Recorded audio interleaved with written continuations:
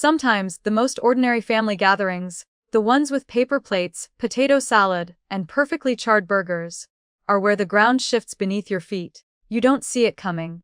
You think you're safe among siblings and sweet tea. But then someone says one sentence, seemingly harmless, and suddenly you realize you've been living in a house of mirrors, not walls. The betrayal doesn't shout, it whispers through the clink of silverware. I hadn't been home in almost a year, and the air in Lakeside, Michigan, smelled the same. Smoke curling off the grill, damp grass after a light rain, and that unmistakable scent of burnt sugar from Mom's overambitious peach glaze. I arrived late on purpose, hoping to slip in unnoticed, but Mom still kissed me too long on the cheek and called me, "or brave girl," which made me want to turn right back around. I was 34, broke, and exhausted from pretending I wasn't either.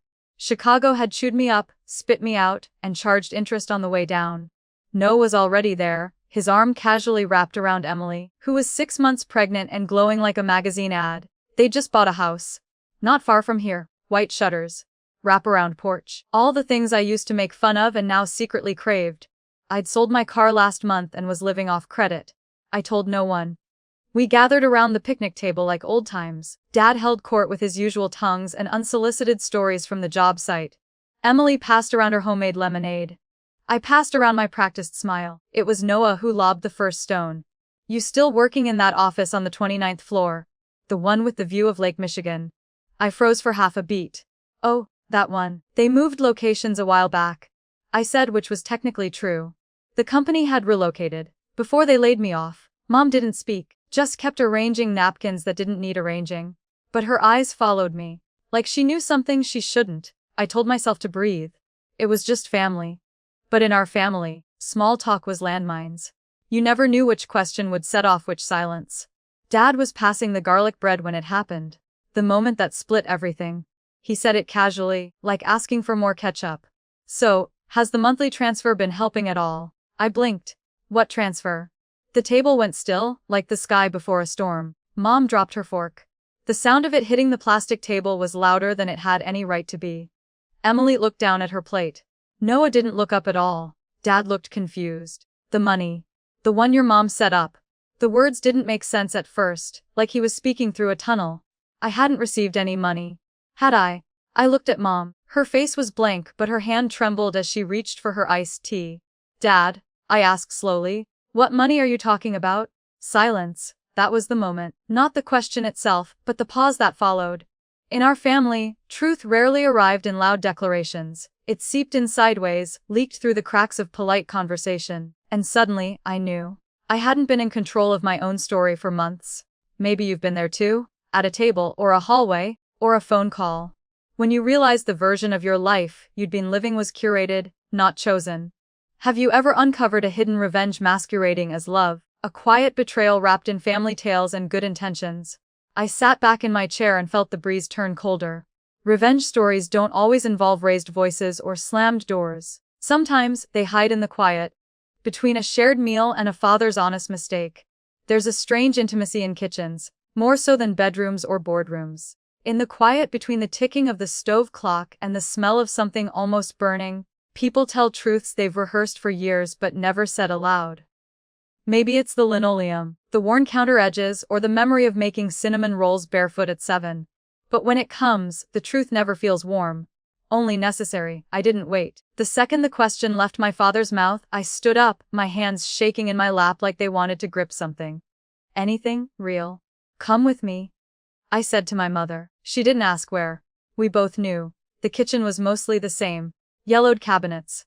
A pie cooling on the counter, its crust cracked just slightly at the edges. The scent of apples and cinnamon hung in the air like a lie that had overstayed its welcome. I faced her. "Tell me now." She didn't blink. She only nodded, slowly, as if she had already prepared this confession months ago. "I've been sending you money, Lauren," she said softly. "Since April. $1,800 a month." My stomach lurched. "What? I saw you?" she added. "That day in Chicago. I was at the women's conference, remember? I saw you outside the unemployment center. You didn't see me." I closed my eyes. That day had felt like a personal collapse. Now I realized it had also been a turning point for her. Where did the money come from? She hesitated then. "Your grandmother's jewelry." I stared at her. "The heirloom set." The one I said would be yours someday. Yes. The betrayal didn't sting because of the money. It stung because she had done it without telling me, because she had made a decision about my life, as if I were incapable of doing it myself. Just then Noah walked into the kitchen, hands in his pockets, the same way he used to do after breaking Dad's lawnmower and hoping someone else would confess first. I knew, he said. I even added some money the last 2 months, through your secondary account. My voice came out thin. Why would you do that? I didn't want to, he admitted. But Mom said she was running out of things to sell. She was talking about a loan on the house. I pulled out my phone with fingers that weren't working quite right, and opened my banking app. There they were, those mystery deposits I'd convinced myself were tax refunds or delayed reimbursements. Dad entered the room. You kept this from me. Mom turned toward him slowly, her voice already lined with guilt. I knew you'd say no. But she needed help. I needed trust. I snapped. I needed to believe I was still in control of my own life. This was love, Mom said. No, I replied. This was sweetened control. The air thinned around us. Even the ticking of the clock felt accusatory. Noah looked down. She was afraid you were falling, Lore. She didn't think you'd tell us until it was too late. I swallowed hard. I wasn't sure what hurt more, being helped in secret or being seen as someone who couldn't handle collapse. We stood there in that old kitchen, surrounded by apple pie and unspoken grief, wondering what any of it had meant. Can love that strips away someone's agency still be called love? Or does it become something else entirely? I didn't know if I was angry because they helped, or because they believed I was too fragile to be told. Some betrayal stories don't involve affairs or infidelity stories. Sometimes, the real a true infidelity story is when the people you love cheat you out of your right to decide for yourself. Sometimes the table where you first learn to butter toast becomes the table where everything unravels. Truth, it turns out, doesn't always arrive with anger. Sometimes it drips out in exhausted voices, in sideways glances, in the final unraveling of secrets that were once meant to protect you. And once one truth surfaces, the rest come pouring out like water from a pipe no one realized was already cracked. When I stepped back onto the deck, the sun had started to dip behind the trees, casting long shadows over the table where we'd once celebrated birthdays, graduations, and quiet Sunday nights. I didn't sit. I stood, my voice surprisingly steady. We're gonna talk now, I said. All of us. No one moved. Dad was the first to respond. He cleared his throat, a sound I'd always associated with discipline, not confession. The business, he said, eyes cast down. It's in trouble. I had to remortgage the house. Twice. The silence that followed wasn't surprise. It was recognition. Like we'd all suspected something but never dared ask. Mom's face crumpled, and she let out a sound I'd never heard from her before. Not a sob. Something quieter, like grief folding in on itself. I knew, she whispered. But I pretended not to. I thought if I just kept the rhythm, we'd survive the song. Noah stood up so quickly his chair tipped back. And all this time, I've been the idiot walking around telling myself everything was fine. You made me feel like a child for worrying, and now, he broke off. His voice was tight with betrayal, not of circumstance but of trust. Emily, quiet until now, spoke without raising her voice. We don't need a perfect family. We just need a real one. That landed harder than any accusation. We all looked at one another like strangers at a wake, recognizing that we had dressed up our dysfunction in polite conversation and passed it around like condiments. Mom spoke again, softer now. Your father and I, we've been sleeping in separate rooms for over a year. It shouldn't have shocked me. But it did, not because I thought they were perfect. Far from it. But because I'd built so much of my emotional blueprint on their silent, unwavering presence. The table, the one we'd sanded down every summer and painted every few years, felt suddenly foreign. Like the truths it now held had made it heavier, older, cracked in ways we'd never noticed. Noah sat back down. You were always the one they worried about, he said to me, not unkindly. I was the one they expected to keep everything together. I didn't know whether to apologize or argue. And maybe that's when I realized, most families don't fall apart in a single act of cheating or some scandal you can name and point to. Sometimes it's just an accumulation of silence, of pretending, of choosing peace over truth until there's nothing honest left. Have you ever looked at the people you love and wondered, when did we stop telling each other the truth? The dinner had started as a celebration, carefully prepared and beautifully arranged. But now, it felt like a battlefield, littered with pieces of ourselves we hadn't meant to expose. We didn't shout, we didn't leave. But we knew, each of us, that nothing would return to how it was. And maybe, quietly, we hoped it wouldn't. Because sometimes, a true infidelity story isn't about a cheating wife or some scandalous affair. Sometimes, the real cheating is emotional, when we betray each other with silence, with polite lies, with the stories we tell instead of the truth. There's a peculiar kind of bravery in sitting down with your family after everything has broken. Not to fix it, but to finally admit it was broken to begin with. Sometimes the truest repair comes not with apologies or promises, but with the simple act of staying seated. And when silence becomes an offering instead of a weapon, something remarkable can happen. Honesty steps in, barefoot and quiet, asking to be heard. The plates had been cleared, but none of us moved. It felt wrong to return to normal, as if small talk could pretend away what had just been unearthed. So we stayed. Around the table, Lauren, me, was the first to speak. Again, I didn't just lose my job because of downsizing, I said. They asked me to entertain a client. I said no. He was a man with influence, and I was supposed to act grateful for the opportunity. My voice didn't shake this time. It had taken me months to stop blaming myself for it, for not playing the game, for walking away without a safety net.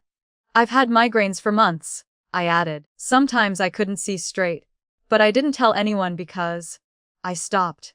Because everyone else already had too much. I didn't want to be one more problem.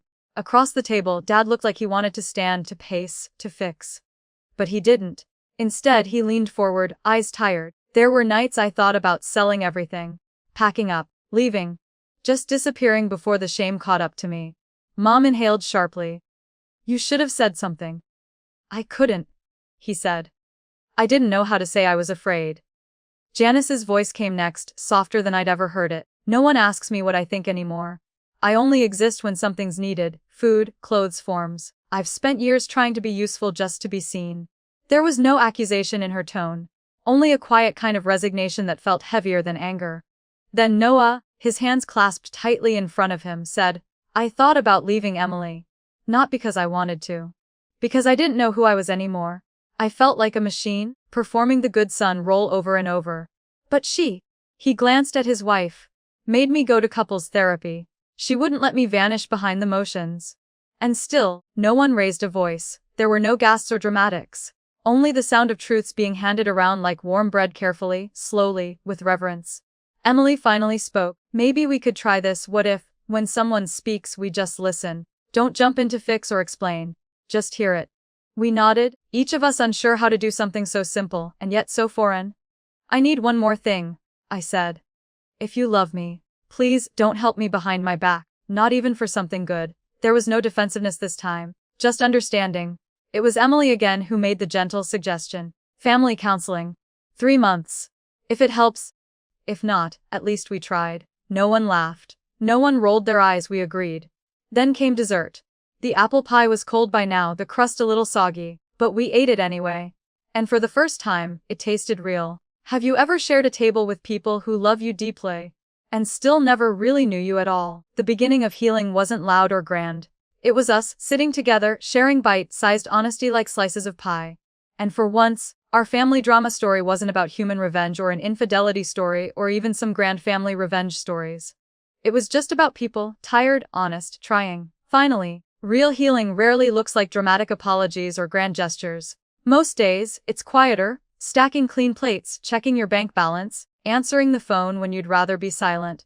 It's not about fixing everything. It's about doing one small thing that says I'm trying. And in the right light, those little things, awkward, imperfect, unremarkable, become the start of something holy. Maybe even the first page of a new kind of family tale. The apartment above the old bookstore still smelled like paper and dust. The same scent I remembered from hiding there as a child, knees drawn to my chest, reading by the shaft of sun that cut through the back window. It wasn't glamorous. The water pipes groaned every morning, and the heater wheezed in protest by dusk. But it was mine. Every corner, every creak, every overdue rent notice stuck to the fridge was mine. I opened a spiral notebook and labeled it, the Whitmore Rebuilding Fund. It wasn't much. Just lists of grocery receipts, freelance gigs, and a savings jar shaped like an awl. But it made me feel like I had reign over my own life again. No more anonymous deposits, no more silent rescues. Back in our family group chat, someone, probably Emily, suggested Sunday Zoom calls. At first, we stumbled through them. Mom asked about the weather too many times. Dad didn't know how to unmute. But somehow those clumsy 30 minutes each week became something I looked forward to. We made a rule. Every Sunday night, each person had to share one thing that exhausted them and one thing they were grateful for. Mom surprised us all by announcing she was teaching a creative writing class for adults at the library. I figured. She said, it was time I stopped pretending I didn't still want things. Dad, never one to dance outside a wedding, started attending senior ballroom lessons with Mom. They argued about whose turn it was to lead. But once, over Zoom, I caught them laughing. That quiet, low kind of laughter that sounded like them again. Noah called and asked if I'd consider helping him audit the company books. But full transparency, he said. No favors, no shortcuts. You'll be in charge of holding us accountable. I took the job. On my terms. It wasn't just about numbers, it was about reclaiming trust. Emily didn't say much as usual, but she was there. Every call, every text, like the nail that keeps the frame steady but never asks for credit. We didn't talk about revenge anymore, or family betrayal, or who was right and who deserved what. We were learning to live alongside the cracks instead of patching them over with silence. And maybe that's how burning revenge cools, not by being settled, but by becoming irrelevant. Isn't it strange how the smallest rituals, a weekly call, a chipped mug, a scribbled list, can become the scaffolding for an entirely new life? On the 5th Sunday, I suggested we eat dessert together, each in our homes, but with the same old dishes, the ones Mom used to set out only for Christmas. They don't match anymore, she said. Some are chipped. Exactly, I replied. That night, we ate together, across states and screens. The plates were imperfect, so were we. But for the first time, we weren't trying to look like anything. We were just trying. And somehow, that was enough. Starting over sounds noble until you're face to face with your old self in a new mirror. Same doubts, same scars, just softer lighting. Sometimes, reinvention isn't dramatic. It's a quiet surrender to a gentler life, one that doesn't shine or shout. And the hardest part isn't beginning. It's forgiving yourself for where you've been, for all the shortcuts that led nowhere, and for learning to value walking when you once believed you had to fly. The furniture store sat on Main Street like a forgotten photograph. Nothing fancy, just quiet wood tones and price tags written in soft pencil. I took the part-time job in accounting, not because it was glamorous or promising, but because it was simple. Because it asked nothing more of me than honesty and a calculator. Still, every time I clocked in, a small voice in my head whispered, "You've gone backward." I'd walk through the polished showroom, brushing my fingers over leather armrests, wondering, did I undo a decade of progress? Or did I just finally stop pretending? Then came the headache. It started behind my eyes and bloomed into something blinding. I blacked out for a second in the break room, the mug in my hand crashing to the floor. Margie, the owner, a woman who wore orthopedic sandals and smelled like lavender, insisted I go home. "Don't worry about the hours," she said. "We'll sort it out later." She didn't dock my pay. She didn't ask for a doctor's note. She just cared. I cried in the alley behind the shop, hidden behind recycling bins, stunned by the simplicity of kindness without a catch. That moment shifted something. I booked an appointment with a neurologist. I bought vitamins. I stopped seeing taking care of myself as indulgence and started calling it responsibility. A few weeks later, Noah called. "Would you come back in to help us reset the books? But this time, on paper, with terms. You won't owe me, I won't owe you. It'll be work, honest, equal work." I hesitated. Returning to the family company felt like reaching back toward the fire. Emily, with her uncanny ability to disarm without disrupting, simply said, "You need to learn the difference between a rope that pulls you back and a hand that pulls you forward." So I wrote a contract. No favors, no assumptions, just clarity. Now I work 2 jobs. Part-time at the store project based with the family business. It's not glamorous, but it's mine. It's not about starting life over. It's about building again, from the ash, not the fantasy. And somehow the pace fits me. One night I sat alone at the lakefront cafe, the kind with mismatched chairs and a soft hum of Norah Jones in the background. I opened my journal and wrote, "No one is forcing me to fly. If I want to walk, I can." And the truth is, some revenge stories aren't about fire and fury. Sometimes, the most meaningful hidden revenge is rebuilding a life on your own terms after others assumed you couldn't. Have you ever mistaken survival for failure, only to discover it was strength, softened by time? My new life has the outlines of the old, just quieter, truer. They're still there, my family. On Sundays we log in, pass around laughter and long sighs. We still use the old dishes, chipped and unmatched, and as we sip coffee or tea through a screen, we no longer pretend to be whole, we are honest now. And that's worth more than perfection. These are our family tales now. Unpolished, imperfect, but finally real. Some conversations never start with confessions. They begin with coffee. With clinking cups, 2 sweet muffins, and weather talk that circles something deeper. For mothers and daughters, especially, there's often a long stretch of polite silence before anyone dares to say the real thing. And when the truths finally come, they don't break us apart. They remind us of how long we've been waiting to be known beyond the roles we were assigned. The cafe used to be a tailor shop, my great-grandmother's, actually. The brick walls were still the same, worn and proud, holding stories none of us had written down. Mom started inviting me there on Thursdays. Always the same booth, second from the window. She liked that spot because she said it caught just enough sun without blinding you. At first, it was harmless, weather, muffins, the rising price of gas, every conversation so neat it made me itch. I remember thinking, this feels like playing pretend with someone who raised me to always tell the truth. Then, one Thursday, over a half-finished chai latte, she looked at me and said, "You've always been my strong girl." It landed like a stone in my chest. "Don't call me that," I said too fast. "That girl doesn't exist anymore. And if she does, she's tired of being remembered instead of seen." She looked startled, hurt, even, but not angry. Just quiet. "I'm 34, Mom," I said. Not a child. Not a project, not a disappointment. Just me trying. She stirred her drink in silence. Then, "I've never known how to separate care from control. I thought love meant always stepping in." I nodded, surprised at how easy it was to hear her say it, and how hard it was to admit how long I'd waited for her to. Over the next few weeks, the topics changed. Mom told me how, back in college, she almost majored in psychology. She'd wanted to work with women who had lost themselves in marriage and motherhood. She said it like a secret she'd been keeping even from herself. "And why didn't you?" I asked. "Because I married your father." She smiled without bitterness. "And then came Noah. Then you, and practicality drowned the rest." I told her about the bookshop I wanted to open in my 20s. How I had even picked a name, dog-eared and free. Then I told her about the man I dated who called it "quaint little daydream." He said I should grow up and do something real. And I believed him. Mom's eyes welled up. She reached across the table but didn't touch me. "Maybe I gave you strength," she said, "but forgot to give you a map." That night I wrote her a note. Just a short one. "I'm learning how to need you again. But this time as a woman, not a girl." She folded the note quietly at our next visit and slid it into her worn leather wallet, right next to the sonogram picture she'd carried since 1989. Isn't it strange how some of the deepest betrayals don't come from strangers, but from the roles we cling to, and the things we never say aloud? It wasn't a true infidelity story in the way the world measures betrayal stories, but it was its own kind of infidelity, betraying ourselves to keep the peace, letting silence become habit.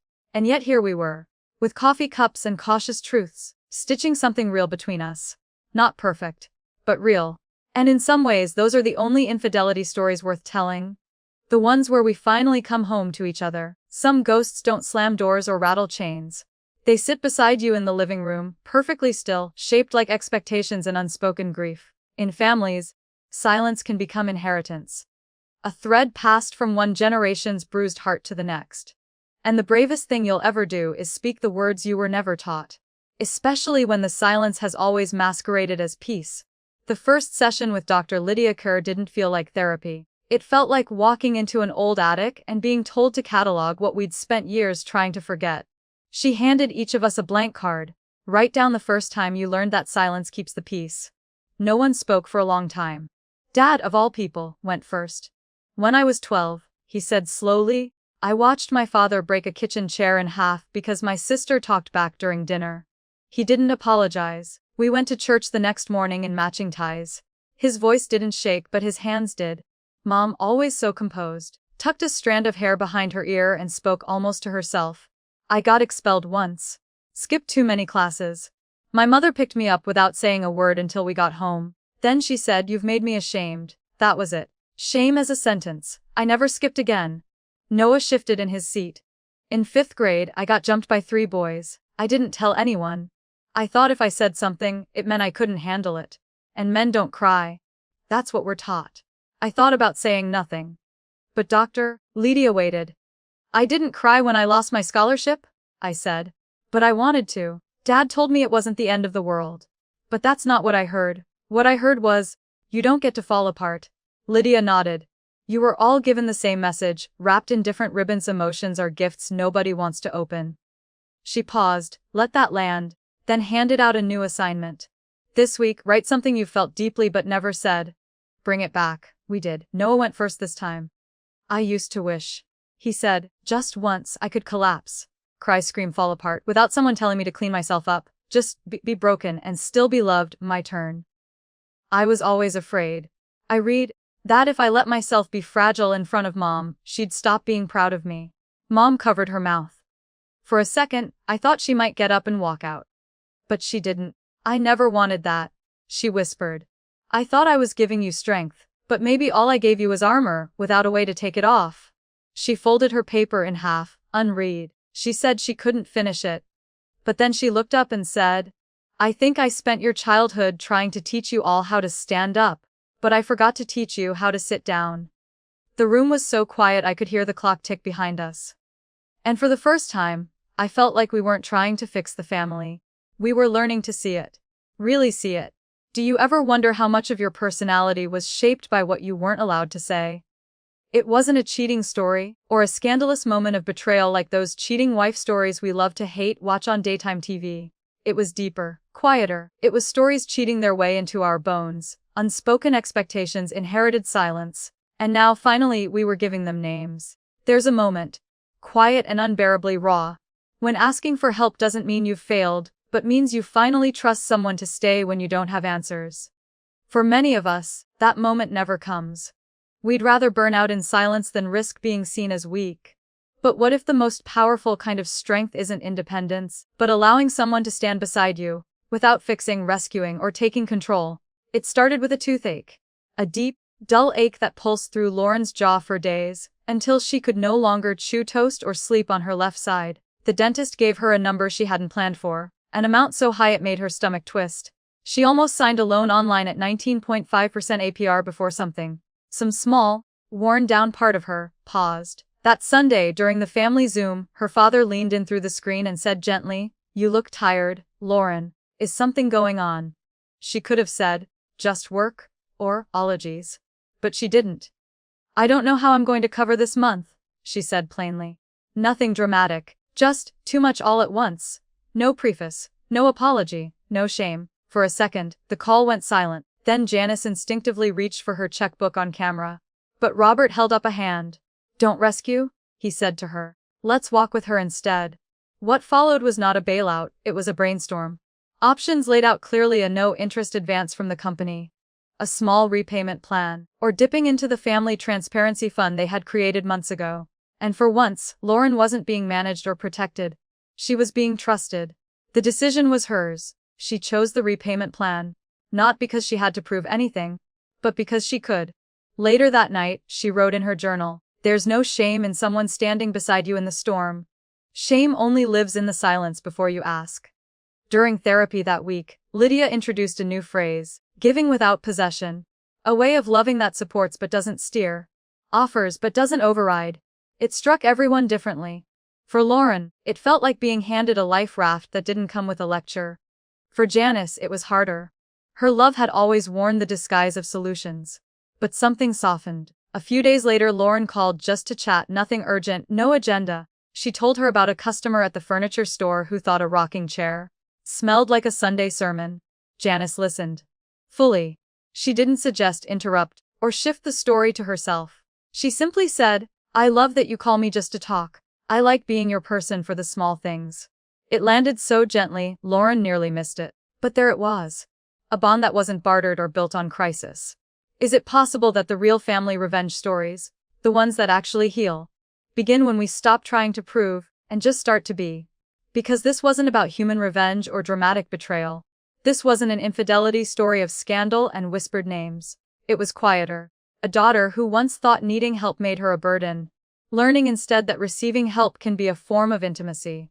A love not as a contract, but as a quiet room where she could breathe. And sometimes, that's all we're really asking for. Change doesn't always make an announcement. It tiptoes in. Through an old recipe finally baked for no one in particular, a photo frame hung a little crooked, a sentence said with less fear. The most lasting transformations in a family don't erupt, they unfold. And sometimes, the strongest declaration that healing is happening is not a loud revelation, but the quiet, shared agreement to just be together, flaws and all. Noah had always been the strong one. The one who carried his father's company on his shoulders like a yoke made of pride and pressure. But something had shifted. He'd started handing off tasks.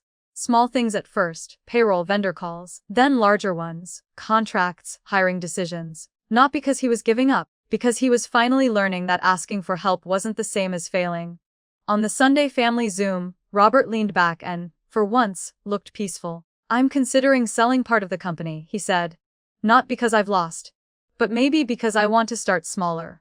More intentionally. Nobody rushed to respond. For once, they let the air fill in the truth. That week, Janice baked for the first time in years. A batch of ginger cookies that crumbled a bit too easily. She didn't apologize, didn't try to perfect the recipe. She just said, they smell like when you kids used to come home from school. Lauren received an invitation to speak at a financial resilience conference. She could have given the usual story.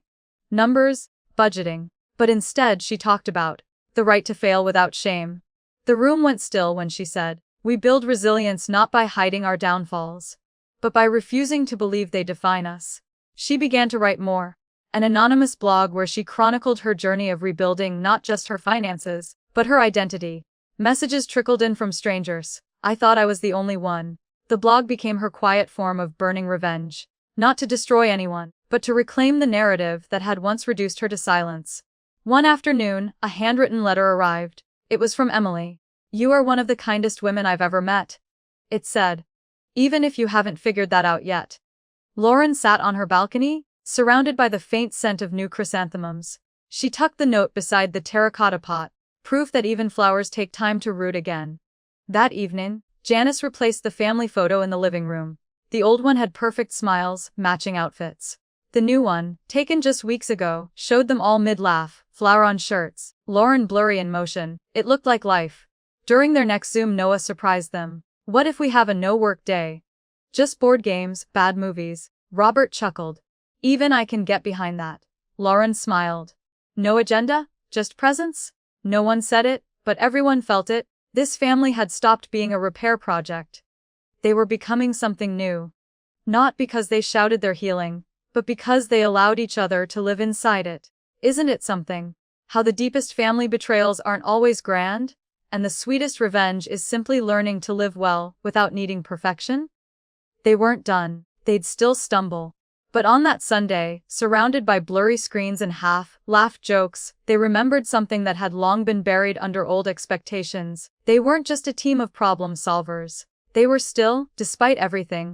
Sometimes the most dangerous moments don't arrive with thunder but with the quiet return of old, worn-out habits.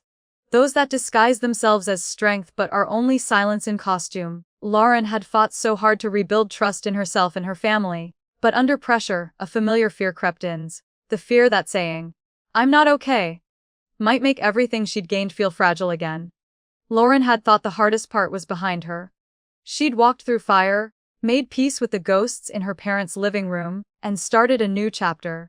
But when her company handed her the reins of a complex financial project, the old adrenaline kicked in, along with a shadow she hadn't expected dread. She began canceling the Sunday Zoom calls. Too much on my plate, she texted. It wasn't a lie, but it wasn't the whole truth either. The real reason was knotted inside her chest. What if they saw her slipping again? Janice noticed the silence first. The mother who once clung too tightly now hovered gently, sending texts Lauren never answered. Thinking of you. Don't forget to eat something warm. No reply. In therapy, Dr. Kerr asked gently. Lauren, what happens if you just say you're not okay? Lauren said nothing. The room thickened. Elsewhere, Noah was pretending too.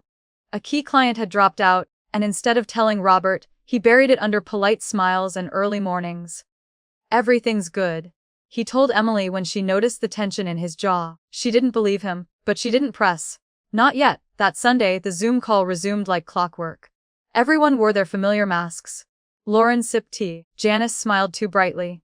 Robert mentioned the weather. It was like watching a well-rehearsed play where no one dared fumble a line. Then Emily broke the spell.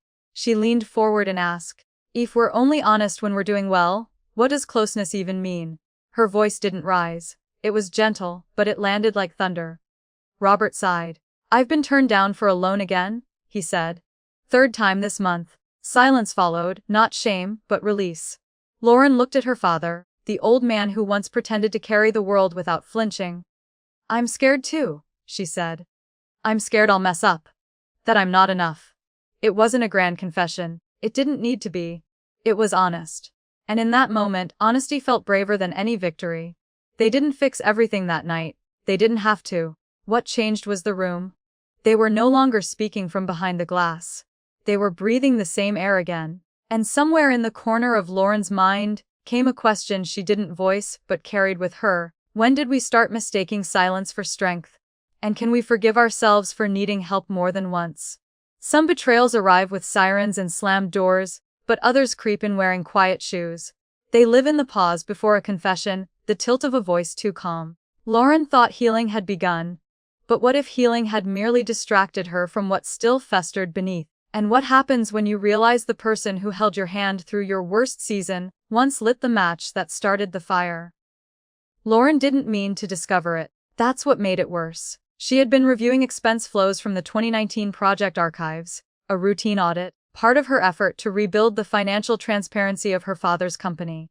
But tucked within a scanned PDF was a transaction that didn't belong, a 12,000 withdrawal marked as vendor advance, quietly funneled into a personal account in Robert Whitmore's name. Her stomach clenched. She read it once, then again, and then she sat still for nearly 5 full minutes, just breathing through the hum in her ears. That night, she confronted her father in the workshop, surrounded by old sawdust and silence. "Did you use company funds for personal debt in 2019? She asked, each word like placing bricks in a wall. Robert looked at her, exhausted, cornered. "Yes," he said. "I did, but I've repaid every cent. With interest." Lauren didn't raise her voice. That would have been easier. Instead, she said almost quietly, "Why didn't you tell me when we were rebuilding things? You let me believe we were starting fresh." He shook his head. "Because I didn't think it mattered anymore. I already made it right. Can't you see that?" Her throat tightened. "No, Dad. Because I'm still learning how to forgive. But I can't do that when I've never even heard the word sorry." Janice, drawn by the tension, entered the room like a breeze meant to cool fire. "It's done, Lauren. It was a hard time. Let's not undo what we've built." But Lauren turned to her, a little too sharply. "Mom, please, don't soften it with kindness. It's real, it happened. Let it stay sharp for now." Noah arrived later, unsure of the full context but reading enough from the faces. "We can't choose our past," he said gently, "but we get to choose how to move forward. Don't we?"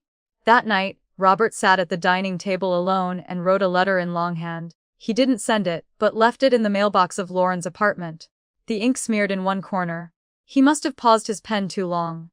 In the letter, he didn't offer excuses. He wrote about shame, about the fear of being seen as weak, about the way betrayal stories aren't always about affairs or cheating stories or even the classic a true infidelity story, but sometimes about the subtle unraveling of trust in everyday decisions. "I didn't mean to fail you," he wrote, "but I know I did."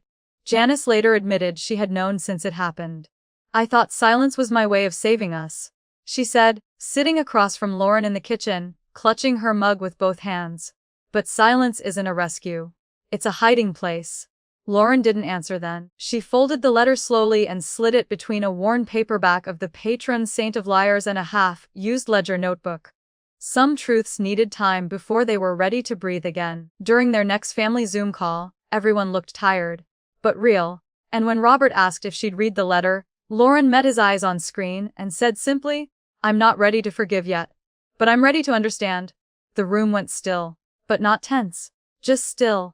And sometimes stillness is the most honest place a family can meet. When someone breaks your trust but tries to rebuild, is understanding enough to begin again? Or does forgiveness need to come first? Real love is rarely loud. Sometimes it's a quiet casserole left at the door, a voicemail that says nothing but still means everything. And sometimes, it's not love we lack, but the language to give it in a form that lands. What happens when a family, after breaking apart and piecing itself back together, realizes they've only ever been saying, "I love you," in the dialects they were taught, not the ones that heal? It was Janice who wrote hers first. The prompt Lydia gave them in therapy sounded deceptively simple. I feel loved when. But sitting in that office, surrounded by 3 other people she knew better than herself, Janice felt like a child again, trying to answer a question in a language she'd never fully learned. She wrote, when I'm thanked. Not for doing everything, but just for still being here. Noah looked surprised when he read his aloud. I feel loved when I don't have to look strong just to be welcome. Emily nodded gently but didn't speak. She rarely did in these moments, her strength tucked into the corners of the room. Robert, holding his pen like it weighed too much, finally said, when I'm trusted again. Even when I've done something to lose it. Lauren's answer came soft but not fragile. When people listen without fixing me. Just listen. That week's family Zoom had a new ritual, one small act of love in someone else's language. Janice baked banana bread for Noah, his childhood favorite. She didn't comment on his stress, didn't ask why he looked pale, didn't push. She left it on his porch with a note that read, no forks needed. Just your fingers. Noah and Emily, uncharacteristically playful, took Lauren out on a Saturday. They didn't discuss work or therapy or financial pressure. They rowed across the lake in an old boat and sang poorly to 90s hits. Lauren laughed so hard at Noah's off-key falsetto, she forgot she had anything to prove. Robert received a quiet call from Lauren, just a few minutes. No accusations. She didn't say she forgave him. She simply said, I read your letter. Twice. In her notebook that night, Lauren scribbled a sentence that had taken years to form. Loving someone right is not instinct. It's an effort we keep showing up for. They weren't fixing things anymore. Fixing implied urgency, triage, panic. Now, they were relearning, like people who'd grown up using only butter knives, slowly discovering the gentle precision of a spoon. Somewhere in all of this was the ghost of what they used to be. Not malicious, just misaligned. Like a true infidelity story where the betrayal wasn't in the body, but in the dismissal of each other's pain. Family betrayal isn't always about cheating wife stories or stories cheating in motel rooms. Sometimes it lives in mismatched expectations and the silence between, I love you, and, I see you. The next Sunday, Lauren didn't log into Zoom right away. She sat on her porch with her journal and a cup of tea, wondering if you've spent your whole life loving in the way you want to be loved. What does it take to love someone the way they need? When she finally joined, Janice was mid-story about a stubborn lemon tart that had caved in the middle. Noah was whispering sarcastic commentary in the background. Robert smiled with his eyes more than his mouth. No one asked where Lauren had been. No one needed to. Because that night, they were speaking a little less in their own dialects. And listening more carefully for each other's. What happens when the people we love stop mirroring our hopes and start walking in a direction that frightens us? Sometimes love is not holding on, but loosening our grip. Gently, respectfully, and before our fear turns into control. The Whitmores had fought to rebuild trust brick by brick. Now, they were learning something even harder: how to disagree with dignity, and how to stay close without needing to be the same. The proposal came on a Wednesday, an email from Noah titled, A Digital Future for Whitmore Solutions. It was articulate, forward-thinking, full of graphs and growth forecasts. But by Friday it had unraveled into a full-blown generational standoff in the middle of the living room. Robert stood beside the fireplace, arms crossed like a man defending not just a company, but a lifetime. You want to turn everything we built into some kind of app? Noah, calm but determined, replied, I don't want to erase anything, Dad. I want to expand. Make room for what's next. Lauren sat between them, not speaking. She was learning to wait, to listen for what wasn't said. The eighth beneath the argument, the grief hidden inside pride. Janice sipped cold coffee and finally murmured, not every disagreement is disrespect. Sometimes it's just difference. Still the tension lingered. Later that night in therapy, Lydia leaned forward and offered what felt like a balm and a challenge all at once. Sometimes loving someone means accepting that they will never think exactly like you. And that doesn't make them less worthy of love. Noah brought the proposal back, but with heart.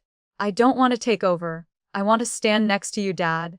Not in your shadow and not in front of you. Beside Robert, who rarely cried unless it was a funeral or a daughter's graduation, looked down and whispered, I think I'm just scared. I don't bounce back like I used to. It wasn't anger after all. It was time catching up. Lauren suggested something new, a memorandum of understanding between father and son, clear roles, shared authority, so a disagreement doesn't unravel the system, she explained. Janice, for once, did not try to play diplomat. She simply said, maybe we need house rules. Not to keep things tidy, but to keep each other kind. They created a list together, a set of principles to argue by. Emily added a quiet one. No using old pain unless the other person invites it. And Lauren's, the last line written on the page, no one wins if we lose connection. They framed it. Not metaphorically. Literally framed it, like an agreement in a law office, and hung it near the kitchen where everyone could see. That weekend, they cooked dinner without a plan.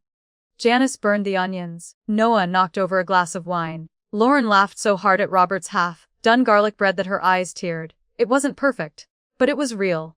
Later, as she dried dishes beside her father, Lauren asked, "What if the biggest revenge on fear is building something anyway?" Robert looked at her, smiled without answering, and passed her the last plate. Because sometimes in family drama stories, the greatest act of love isn't forgiveness or return. It's choosing to keep walking, side by side, even when the map is split in two. And maybe the real question is this: can we honor someone's dream even when it doesn't include us? What if the inheritance you fear most is not the debt or duty, but the version of yourself you thought you'd buried long ago?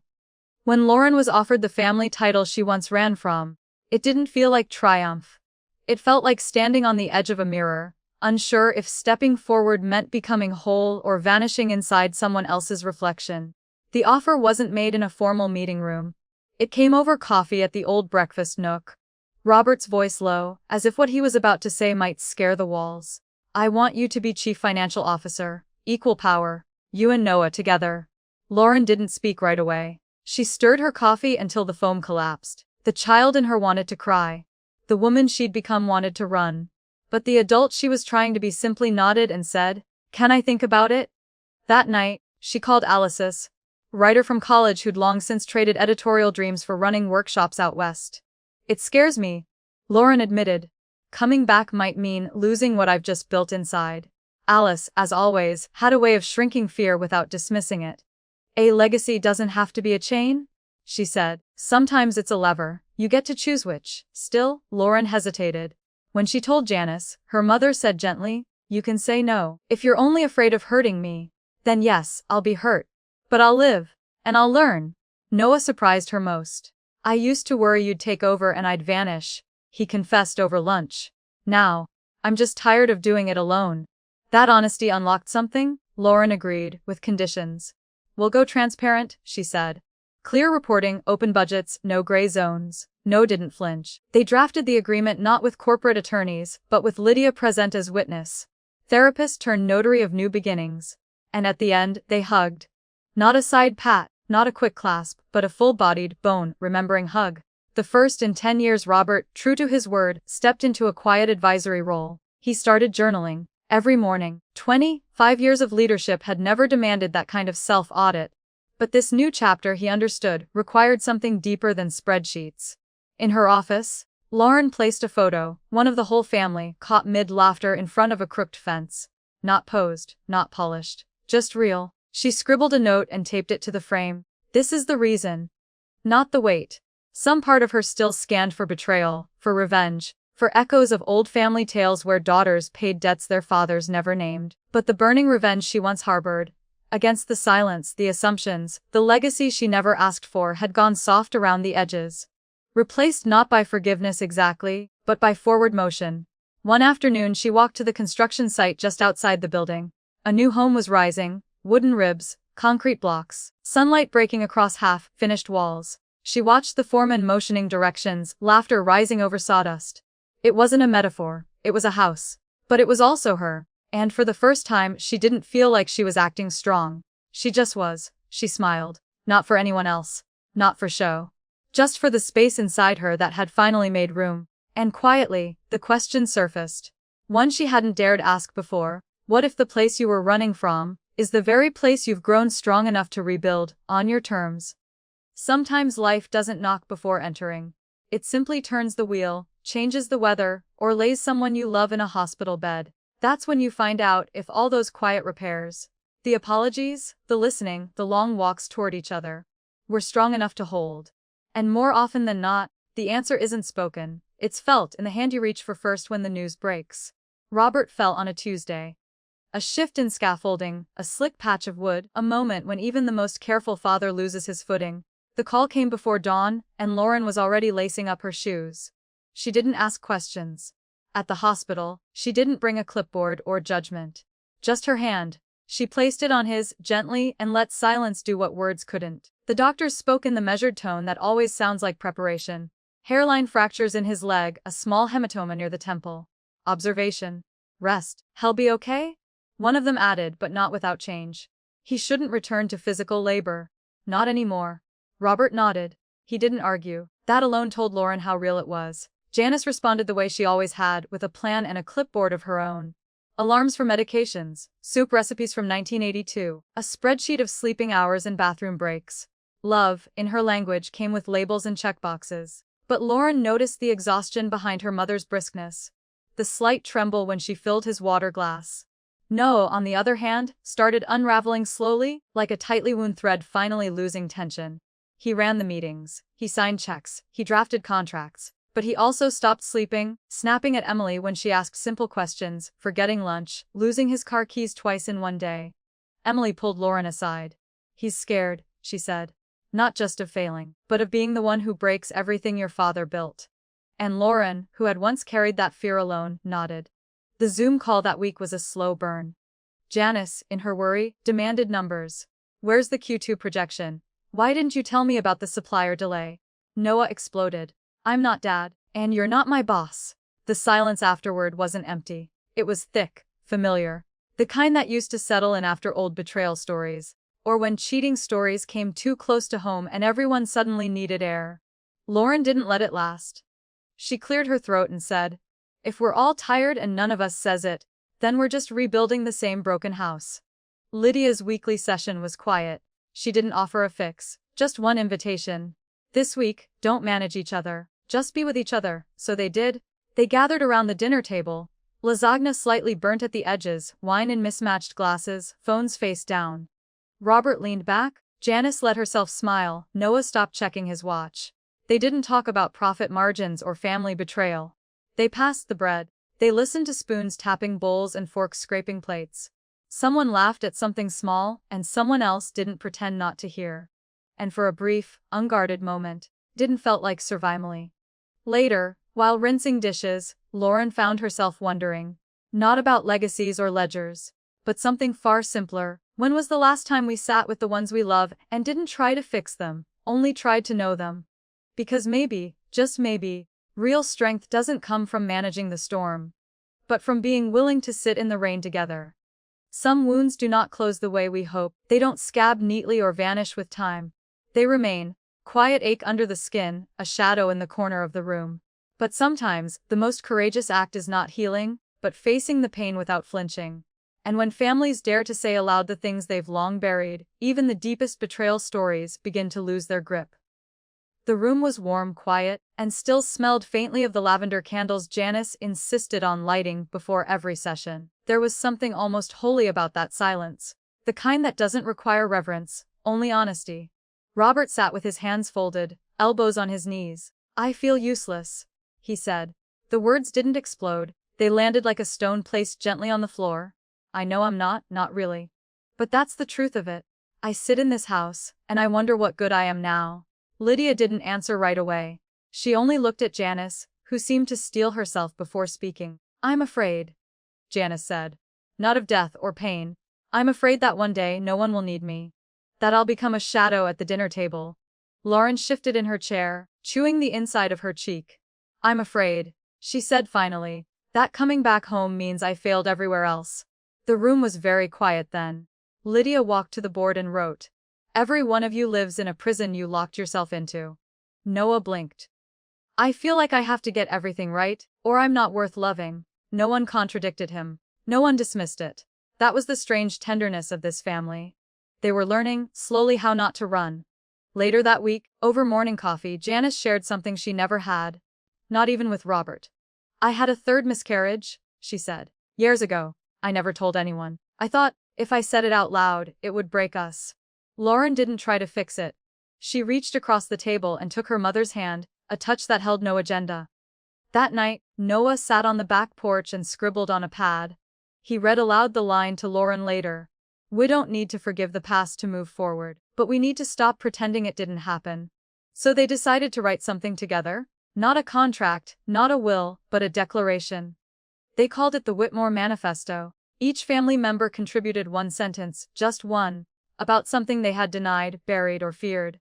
Lauren's line: I blamed myself for everything that went unsaid. Robert's: I thought being needed meant being loved. Janice: I didn't know how to grieve and still be strong. Noah: I confused perfection with permission. They read them aloud at the dinner table, by candlelight. Nobody sobbed. Nobody laughed it off.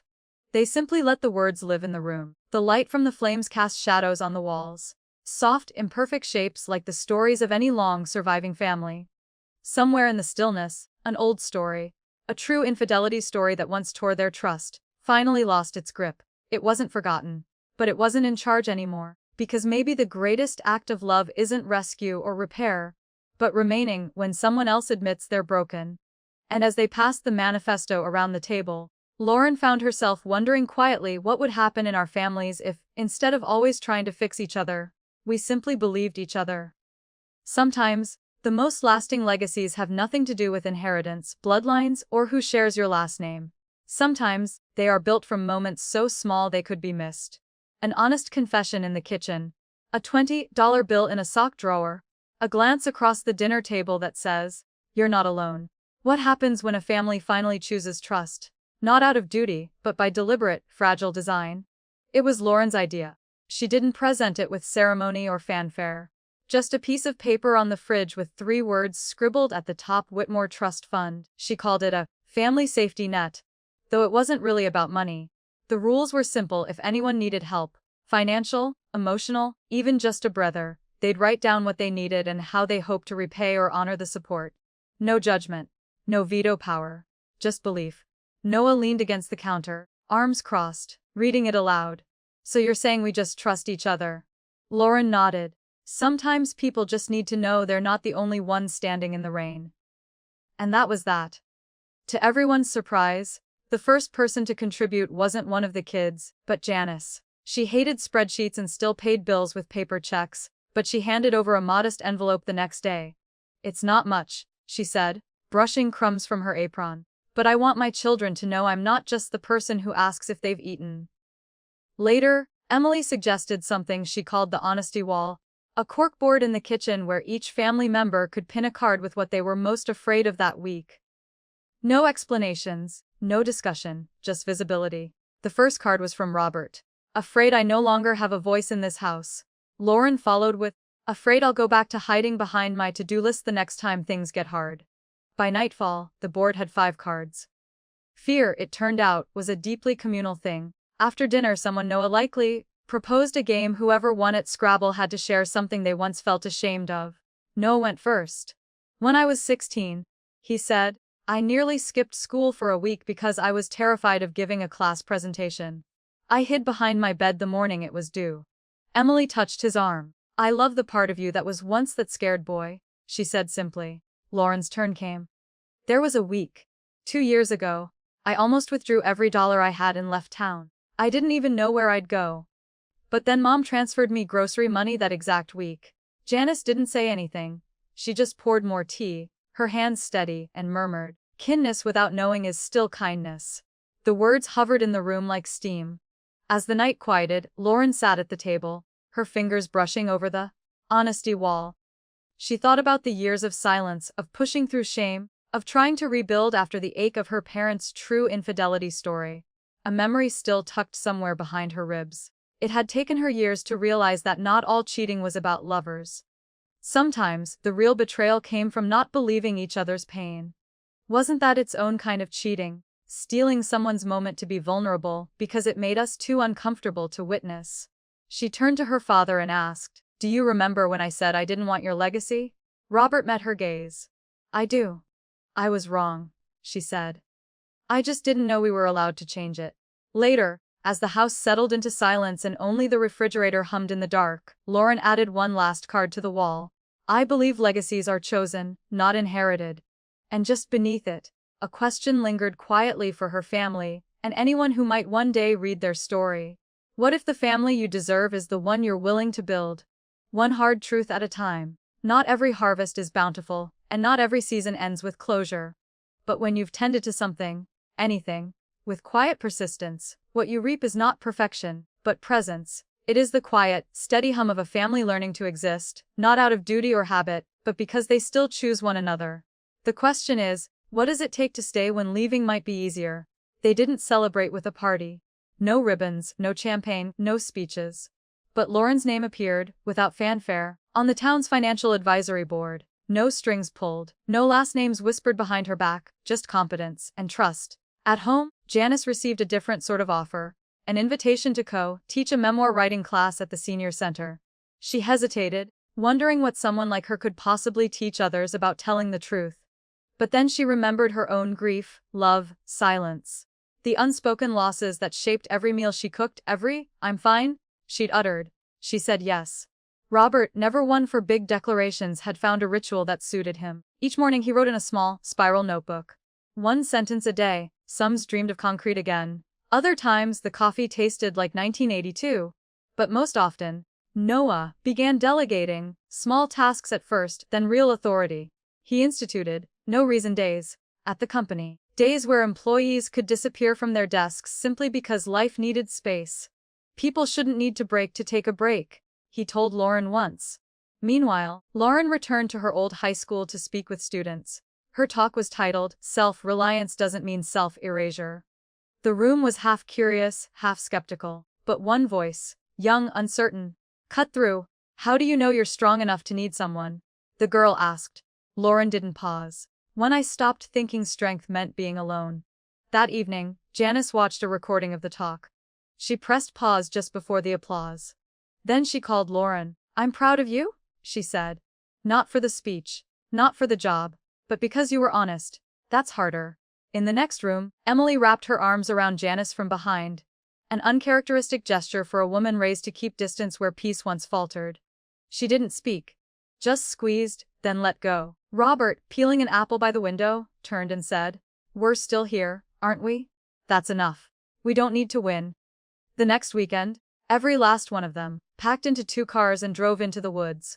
No phones, no schedules, just a fire pit and the scent of pine. They played card games, burned marshmallows, took turns stoking the flame, and when the stars came out, no one reached for the artificial light.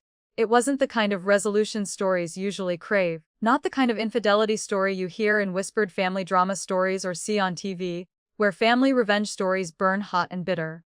There was no human revenge, no dramatic reckoning. Instead, there was something better. A new script, written not in fury or silence, but in repetition. Meals shared, apologies attempted, hugs extended even after cold shoulders. Somewhere between the stillness of the woods and the warmth of the fire, Lauren turned to her father and asked, "Do you ever think peace is just the reward for staying when it's hardest?" He didn't answer right away. Just looked up at the sky and smiled. There's a quiet moment that comes not after triumph, but after understanding. That maybe peace isn't loud, and healing doesn't announce itself. It just slips in, soft as light through a window you forgot to close. And suddenly, you're not fighting to be seen. You're simply there, and that's enough. Is it possible that the real ending isn't resolution, but the courage to keep beginning again? That spring morning, Lauren woke from a familiar dream. Not the screaming kind, not the one with deadlines or dark hallways, but one that used to end in a gasp, her chest tightening before sunrise. Only this time she didn't feel afraid. She lay still, listened to the birds outside, and let the silence hold her like a hand. Her journal sat beside the bed. The early pages were frantic, written in sharp, slanted letters like someone trying to outrun their own mind. But now, the most recent entries were different. Quieter, not happier, necessarily. Just steadier. She uncapped her pen and wrote, "Not everyone will understand. But I no longer need them to, in order to feel whole." That evening, the monthly family Zoom filled her screen. Robert was half reclined in his chair, a worn paperback open on his lap. Janice was arranging flowers in the background, not for a holiday or event, just because the kitchen counter looked too empty. Noah, hair tousled, shirt half-buttoned, was pushing a stroller in slow circles while whispering lullabies. Lauren cleared her throat. "I've been thinking," she said, "about writing? Not just about finances. About the way coming back to this family was really about coming back to myself." There was a moment of pause. Then Janice smiled, the kind that came not from pride, but from recognition. So you're writing, after all. Not quite the novel I once dreamed for you. But it sounds truer? Robert didn't offer praise. He never did. He simply nodded and said, as long as you see yourself in the story. Who reads it doesn't matter. Emily raised a glass of tea and offered a toast. To everything unfinished. May it keep us moving. And they laughed. Not too loudly, not for show. The way people laugh when they know they're not alone. It wasn't the ending Lauren imagined as a girl. No grand finale, no burning revenge against old wounds, no sweeping resolution to decades of family betrayal. Just the ongoing family tales of people who decided to stay. Not because it was easy, but because it was worth it. Later that night, she shut the laptop. Stood. Opened the window. The sun was setting, its rays warm but unhurried, touching everything in gold. No trumpet call, no applause, just light. And for the first time in years, Lauren didn't feel like she was living two lives. She wasn't the daughter trying to fix what broke, nor the woman running from a name. She was simply herself, here, now, belonging. Sometimes, she'd wondered whether forgiveness was a kind of surrender. But now she thought maybe it's a kind of defiance. Not against others, but against bitterness itself. Because what if revenge isn't always fire and fury? What if sometimes, the boldest revenge is choosing gentleness, again and again? Have you ever wondered if staying, truly staying, is braver than walking away? The evening passed without a grand moment. But when she looked at the flowers on her table and the light on her floorboards, Lauren smiled. And this time, she didn't feel like she needed to explain it to anyone.